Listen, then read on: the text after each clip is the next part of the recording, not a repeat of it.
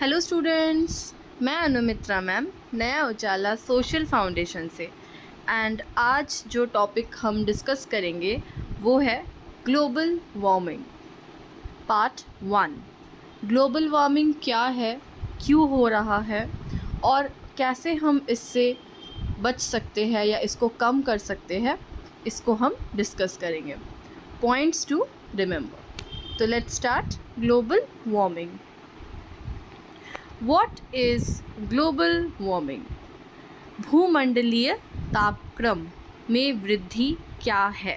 ठीक है, हमारे अर्थ का जो तापमान है वो दिन प्रतिदिन बढ़ते जा रहा है। ठीक है, इसी को ग्लोबल वार्मिंग कहा जाता है।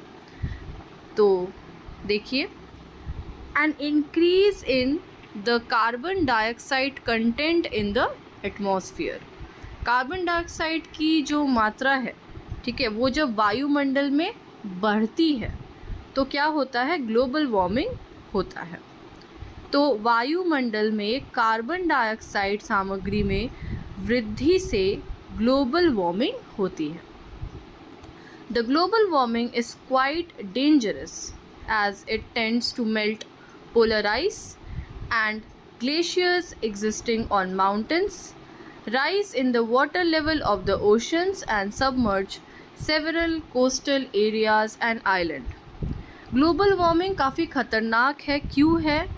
क्योंकि ये जो ग्लेशियर्स है, ठीक है, उसमें मौजूद जो बर्फ़ है, ध्रुवीय बर्फ़, पोलर आइस, उसको मेल्ट करता है। आपको पता है आइस जो है मेल्ट हो जाएगा बहुत ज़्यादा हीट होने से, तापमान बढ़ने से, और यही हो रहा है। और आइस मेल्ट होके कहाँ जाता है? समुद्र में जाता है, महासागरों में जाता है। इससे क्या होता है? इनका लेवल राइज कर रहा है।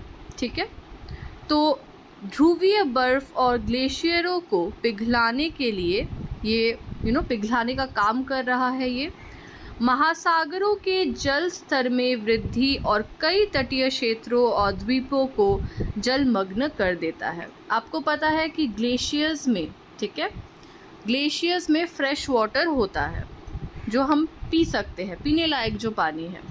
लेकिन समुद्र और महासागर का जो पानी होता है वो सॉल्टी होता है। तो आप अब सोचिए कि ग्लेशियर्स पिघल के जब वो महासागर और समुद्र में जा रहा है तो वो पानी भी सॉल्टी हो जा रहा है, नमकीन हो जा रहा है, और हमारे पीने लायक बच नहीं रहा है। तो अगर ऐसा ही चलता रहा और ग्लेशियर्स और आइस मेल्ट होते रहे, ध्रुवीय बर्फ़, तो हमारे अर्थ में पीने लायक पानी नहीं बचेगा। तो आप समझ ही पा रहे होंगे कि ये कितनी ज़्यादा खतरनाक स्थिति है। This could further lead to floods. इससे बाढ़ जैसी चीज़ें आ सकती, सुनामी आ सकती है ना। Global warming is the phenomenon of a gradual increase in the temperature near the Earth's surface. ठीक है, तो ग्लोबल वार्मिंग पृथ्वी की सतह के निकट तापमान में क्रमिक वृद्धि की घटना है। टेम्परेचर राइज होता है ऑब्वियसली, है ना, तभी ये सारी समस्या हो रही है। This phenomenon has been observed over the past 1 और 2 सेंचुरीज। और ये जो घटना है ये पिछली 1 या 2 सदियों से ही देखी जा रही है। ठीक है, this change has disturbed the climatic pattern of the अर्थ। ये जो परिवर्तन आ रहा है, ये जो चेंज आ रहा है, ऑब्वियसली अच्छा चेंज नहीं है ना। इसमें जलवायु में काफ़ी सारा डिफरेंसेस, परिवर्तन दिखाई दे रहा है और वो बिगड़ने की तरफ ही दिखाई दे रहा है, भलाई नहीं हो रहा है। There are several causes of global warming which have a negative effect on human, plants and animals. तो ग्लोबल वार्मिंग के कई कारण हैं जिनका मनुष्य, पौधों और जानवरों पर नकारात्मक प्रभाव पड़ता है। ठीक है, नेगेटिव इफेक्ट पड़ता है। अच्छी बात तो है नहीं, नेगेटिव बात है। These causes may be natural or might be the outcome of human activities। और ये जो भी कारण है ग्लोबल वार्मिंग का, इसके 2 कारण हो सकते हैं। या तो नेचुरल हो सकता है, ठीक है, या तो मैन मेड हो सकता है, यानी ह्यूमन के गलती की वजह से ही होता है। तो ये कारणों को भी हम पढ़ेंगे, जो नेचुरल है और जो लोगों की वजह से, ह्यूमन की वजह से होता है। In order to curb the issues, it is very important to understand the negative impacts of global warming। ठीक है, तो हमें इस पे ये इश्यूज़ को, इस मुद्दों पर अंकुश लगाने के लिए ग्लोबल वार्मिंग के नकारात्मक प्रभाव को समझना ज़रूरी है। देखिए, कॉजेज़ ऑफ ग्लोबल वार्मिंग इस तरह का कुछ कॉजेज़ होता है जो हम डिस्कस करेंगे कि ग्लोबल वार्मिंग क्यों हो रहा है, धरती का तापमान इतना ज़्यादा बढ़ क्यों रहा है दिन प्रतिदिन। सबसे फर्स्ट में है मैन मेड कॉजेज़, ठीक है, यानी मानव के वजह से जो कारण होती है, मानव निर्मित कारण है ना, मैन मेड कॉजेज़ वो क्या क्या है। फर्स्ट है डिफॉरेस्टेशन, ठीक है। डिफॉरेस्टेशन का मतलब होता है पौधों का, जंगलों का साफ़ हो जाना, ठीक है। आपको पता है लोग जंगल काटते हैं, पेड़ों को काटते हैं अपने फ़ायदे के लिए, ये एक बहुत बड़ा रीज़न है ग्लोबल वार्मिंग का, ठीक है। Plants are the main source of oxygen, आपको पता है पौधे ही ऑक्सीजन का मुख्य स्रोत है पृथ्वी पे। They take in carbon dioxide and release oxygen, thereby maintaining environmental balance. और प्लांट्स जो है कार्बन डाइऑक्साइड को अपने अंदर लेते हैं, ठीक है, और ऑक्सीजन छोड़ते हैं, ठीक है। और अगर आप सोचिए प्लांट्स काटते रहेंगे तो कार्बन डाइऑक्साइड तो बढ़ेगा ही ना एटमॉस्फेयर में, और ये बैलेंस बिगड़ जाएगा, ठीक है, ये जो संतुलन है वो बिगड़ जाएगा। Forests are being depleted for many domestic and commercial purposes, कई घरेलू और वाणिज्यिक उद्देश्यों के लिए जंगलों को कम किया जा रहा है, काटा जा रहा है। This has led to an environmental imbalance, इससे क्या हुआ है, ये जो असंतुलन पैदा हो गया है, ठीक है, पर्यावरण में असंतुलन आया है। Thereby giving rise to global warming, जिससे ग्लोबल वार्मिंग को बढ़ावा मिला है, ठीक है। पेड़ों को काटेंगे तो कार्बन डाइऑक्साइड की मात्रा ऑटोमेटिकली बढ़ेगी, क्योंकि पेड़ कार्बन डाइऑक्साइड को ही सोचते हैं अपने अंदर, है ना, और ऑक्सीजन को छोड़ते हैं, और इससे ग्लोबल वार्मिंग होगी। ये देखिए पेड़ों का काटा जाना, जिसको हम कहते हैं डिफॉरेस्टेशन, ये वर्ड आपको पता होनी चाहिए, इसका मीनिंग भी, ठीक है। जंगलों और पेड़ पौधों का काटा जाना, साफ किया जाना ही डिफॉरेस्टेशन है। फॉरेस्टेशन का उल्टा, फॉरेस्टेशन मतलब आप पेड़ उगा रहे हो, है ना, और डिफॉरेस्टेशन आप पेड़ों को काट रहे हो। दूसरा रीज़न है यूज़ ऑफ व्हीकल्स, वाहनों का प्रयोग, ठीक है। आपको पता है इस सदी में वाहन कितने ज़्यादा हो गए हैं इस दुनिया में, है ना, और वाहनों में से जो निकलता है धुआं, उसमें बहुत ज़्यादा मात्रा में हार्मफुल गैसेस जैसे कार्बन डाइऑक्साइड में प्रेजेंट रहते हैं, ठीक है। तो वाहनों का उपयोग यहाँ तक कि बहुत कम दूरी के लिए विभिन्न गैसीय उत्सर्जन में परिणाम होता है, ठीक है। बहुत सारा गैस एमिशन होता है, जिसके कारण आप देखोगे कितना काला धुआं निकलता है, एक गाड़ी यहाँ से वहाँ जाता है तो, है ना। Vehicles burn fossil fuels which emit a large amount of CO2, ठीक है।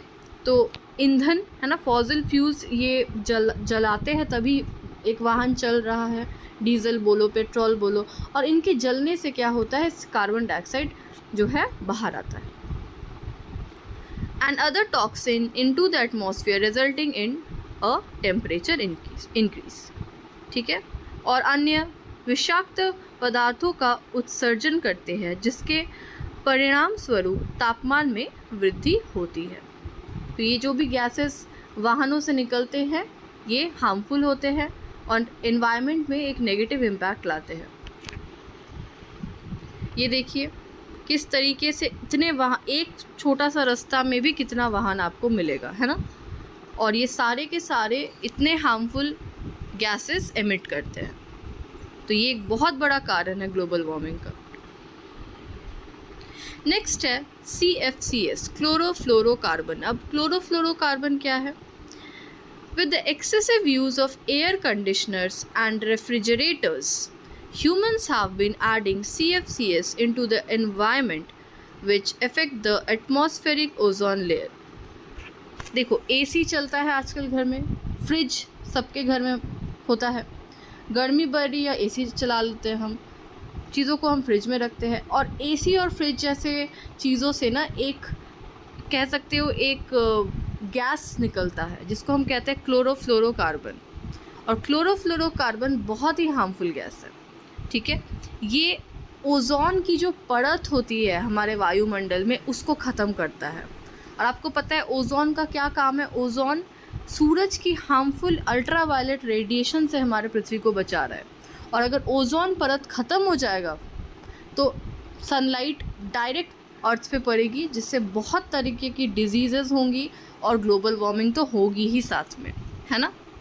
Ozone layer protects the earth surface from harmful ultraviolet rays emitted by the sun. तो ओजोन की परत सूर्य द्वारा उत्सर्जित हानिकारक पैराबैंगनी किरणों से पृथ्वी की सतह की रक्षा करती है। The CFCs have led to the ozone layer depletion, making way for the ultraviolet rays, thereby increasing the temperature of the earth. और यही CFCs क्या कर रही है? इसी अल्ट्रावायलेट लेयर जो है इसको पृथ्वी तक आने का अनुमति दे रही है, क्योंकि ये ओजोन लेयर को ख़त्म कर दे रही है, ठीक है। तो इसका डायरेक्ट कनेक्शन ग्लोबल वार्मिंग से ही है। देखिए, ये जितने भी इंसुलेशन मटेरियल होते हैं, रेफ्रिजरेटर, एरोजोल्स, एयर कंडीशनर, सारे में CFCs क्लोरोफ्लोरोकार्बन्स मौजूद रहते हैं, और ये हमारे एनवायरनमेंट के लिए बिल्कुल भी अच्छा नहीं होता। नेक्स्ट है इंडस्ट्रियल डेवलपमेंट, ठीक है। इंडस्ट्रियल डेवलपमेंट के कारण जो इंडस्ट्रीज़ बन रही है, फैक्ट्रीज़, कंपनीज़ बोलो, ऑब्वियसली इसमें भी बहुत सारे हार्मफुल गैसेस को हर दिन जलाया जा रहा है ना, और वो इन्वायरमेंट में छोड़ा जा रहा है। तो with the advent of industrialisation the temperature of the earth has been increasing rapidly. The harmful emissions from the factories add to the increase temperature of the earth, ठीक है। तो इंडस्ट्रियलाइजेशन के साथ साथ क्या हो रहा है? पृथ्वी का तापमान तेज़ी से बढ़ रहा है, और कारखानों से निकलने वाला हानिकारक उत्सर्जन पृथ्वी के तापमान को बढ़ाता है। ये देखिए, आप देख ही सकते हैं फ़ोटो में किस तरीके से इतना हार्मफुल गैसेस, हार्मफुल धुआं हर दिन कारखानों से, फैक्ट्री से, इंडस्ट्री से निकलते हैं, और ये सीधा हमारे वायुमंडल में ही जा रहे हैं और ग्लोबल वार्मिंग का एक कारण बन रहे हैं। ओके, तो आज के लिए इतना ही स्टूडेंट्स। कुछ और इसके पॉइंट्स बचे हैं, और नेचुरल क्या क्या कॉजेज़ है ग्लोबल वार्मिंग के, वो हम नेक्स्ट वीडियो में डिस्कस करेंगे। ओके, आई होप आपको यहाँ तक अच्छे से समझ में आ गया है। Thank you.